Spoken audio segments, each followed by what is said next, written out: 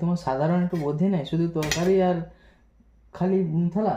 খালি থালা কেন হয়, রুটি তো আছে। হ্যাঁ, তুমি জানো না তো নাকি? দাওনি কেন? নাটক করো কেন তো? তো দিতে হবে নাকি? কি খাবো দিতে কি? হবে? তো খেতে বসে গেছি, তুমি রুটি দাওনি কেন এখন? তোমার হাত নেই? ডিউটি করে এলাম, আবার হাত দিয়ে আমাকে নিতেও হবে? তো এখানেই টেবিলের ওপর রুটিটা রাখা আছে, নিয়ে খাবে, সেটা হবে না নাকি? এটা কিরকম নিয়ম?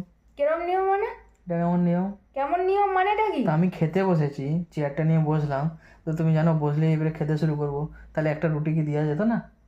তুমি এর আগে কি করছিলে? হ্যাঁ, তুমি কিছুই ফেস করলাম ওয়াশ না। করে এলে, মুখে ক্রিম মাখলে, আমি কখন থেকে বসে আছি। তো মুখে ক্রিম মাখার সাথে কি তো হয়েছে? আমি রুটিটা যখন আবার বসতে দিয়ে গেলাম, রাখলেও তো আমার দোষ হয়ে যাবে, যখন ঠান্ডা হয়ে গেলে। যখন বসতে গেলাম তখন তো দিতে হতো। আমি কি তুমি কাজের লোক করে এনেছো নাকি? তুমি সবসময় হাতের কাছে, মুখের কাছে তো সবসময় বিয়ে খাবার করে এসছি মানে কাজের ঝুলিয়ে লোকই তো হয়ে রাখতে গেছে, হবে। আবার কি?